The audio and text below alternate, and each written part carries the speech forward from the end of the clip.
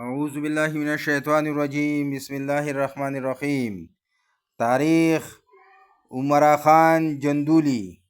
یہ ایک بہادر اور ناڈر مجاہد تھا۔ یہ انگریزوں کے خلاف ڈٹ کر لڑا۔ انہوں نے انگریزوں کے ساتھ کوئی ساز باز نہیں کی۔ انگریزوں کا وظیفہ اور ماجب نہیں لیا گیا۔ یہ ایک سچا مسلمان اور باوقار مجاہد تھا۔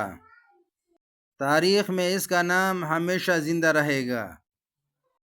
وادی جندول اندازاً 8 میل طویل اور 4 میل عریض ہوگی، جو دریائے پنجکوڑے سے میدان تک کے علاقے میں پھیلی ہوئی ہے۔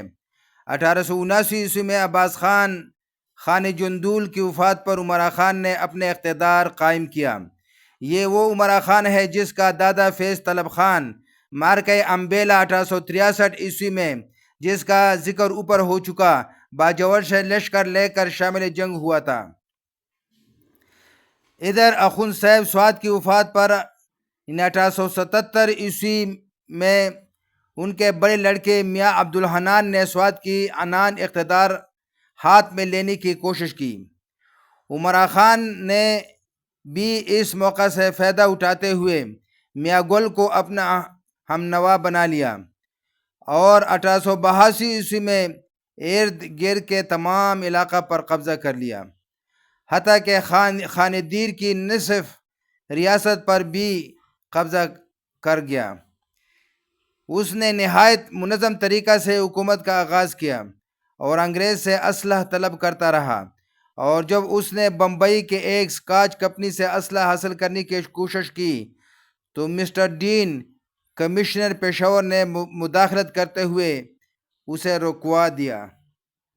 انگریز مورخین اپنی تحریروں میں عمرہ خان کو افغان نیپولین کے نام سے یاد کرتے ہیں۔ اس نے تحفظ ریاست کے لیے دیگر انتظامات کے ساتھ ساتھ بہترین قلعے بھی تعمیر کرائے۔ بدقسمتی سے میاں گل کے ساتھ تعلقات خراب ہو گئے اور اس نے خان دیر سے صلح کر لی، جو عمرہ خان کے لیے مشکلات کا پیش خیمہ تھی۔ تاہم اس نے ہمت نہ ہاری اور ترقی کرتا رہا، حتیٰ کہ حکومت افغانستان کو بھی خطرہ لاحق ہوا تو کابل کی طرف سے ایک مذہبی پیشوا مکرانی مولا اس علاقے میں نمودار ہوا۔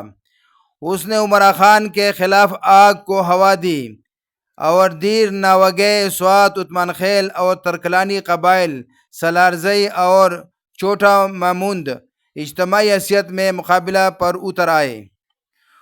عمرہ خان نے جنگ بھی کی اور ساتھ ساتھ ان تمام میں باہمی کشمکش بھی پیدا کر دی۔ مخالفین منتظر ہو گئے۔ مکران مولا بھی اس علاقہ سے نکل گیا اور بالآخر 1890 عیسوی میں عمرہ خان اپنے اقتدار کے عروج تک پہنچ گیا۔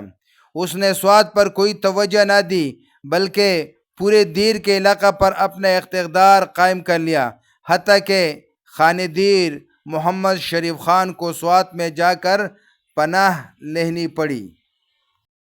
اس دوران چترال کے حکمران خاندان کی آپس میں کشمکش ہوئی اور مہتر چترال امان الملک کا نوجوان لڑکا امیر الملک بھاگ کر علاقہ جندول میں پناہ گزین ہوا اور کچھ عرصہ قیام کرنے کے بعد 1894 عیسوی میں واپس وطن لوٹ گیا۔ اس وقت اس کا بھائی نظام الملک مہتر چترال تھا۔ اس نے جا کر اسے قتل کر دیا اور جون 1895 عیسوی میں اپنی مہتری یعنی بادشاہت کا اعلان کر دیا۔ انگریز پہلے ہی سے اپنے دستے وہاں اپنے تحفظ کے لیے قائم کر چکا تھا۔ شہزادہ نے انگریز سے اپنی حکمرانی تسلیم کرانے کی خواہش ظاہر کی تو انگریز افسر نے مرکز سے ہدایت طلب کر لی۔ اس دوران عمرہ خان اپنا لشکر لیے چترال کی طرف چل پڑا۔ مہتر چترال یہ سمجھ کر کہ وہ اس کے ساتھ جنگ کرنے کے لیے آ رہا ہے، اپنا لشکر لیے مقابلے کے لیے آیا، لیکن عمرہ خان کے منظم لشکر کے سامنے ٹھہر نہ سکا اور شکست کھا کر بھاگ نکلا۔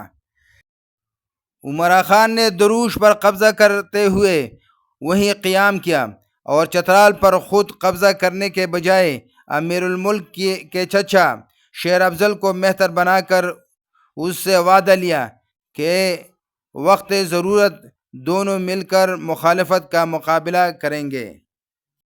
انگریز ہمیشہ سے عمرا خان کے جدید طرز کی حکومت کو شک کی نگاہ سے دیکھتا تھا، کیونکہ اسے پوری طرح علم ہو چکا تھا کہ اس کا لشکر عام یوسفزئی قبائل کی طرح غیر منظم نہ تھا۔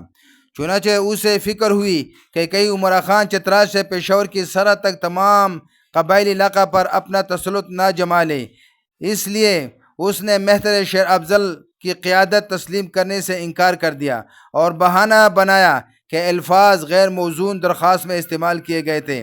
ساتھ ہی عمرا خان کو بھی تنبیہ کر دی گئی کہ وہ واپس لوٹ جائے۔ شیر افضل نے انگریز کی چوکیوں پر حملہ کر دیا اور رہے کی جس میں 14 نمبر سکھ ریجیمنٹ کو موت کے گھاٹ اتار دیا اور انگریز افسروں کو قیدی بنا لیا۔ قلعہ کے سپاہی محاصرے میں لیے گئے اور جب ان دو انگریز افسروں کو عمرا خان کے بھائی عبد المجید خان کے سامنے پیش کیا گیا تو انہوں نے بتایا کہ وہ دھوکہ سے گرفتار کر لیے گئے ہیں۔ عبد المجید خان نے گرفتار کرنے والوں کی مذمت کی اور شیر افضل کو بھی عزت و احترام سے پیش آیا اور بالآخر ان کو عمرا خان کے پاس دروش میں بھیج دیا۔ دوسرے دن جب عمرا خان واپس لوٹ رہا تھا تو ان افسروں نے بخوشی ان کے ساتھ جانے کی خواہش ظاہر کی اور وہ عمرا خان کے قلعہ بروا پہنچ گئے۔ راستے میں ان کے ساتھ بہت اچھا سلوک کیا گیا اور پھر عمرا خان کے پاس وہ 2 ہفتے رہے۔ اس دوران بھی ان کے ساتھ بہت اچھا سلوک کیا گیا، جس کا اعتراف ان افسروں نے خود کیا۔ اس سے صاف ظاہر ہے کہ عمرا خان کی نیت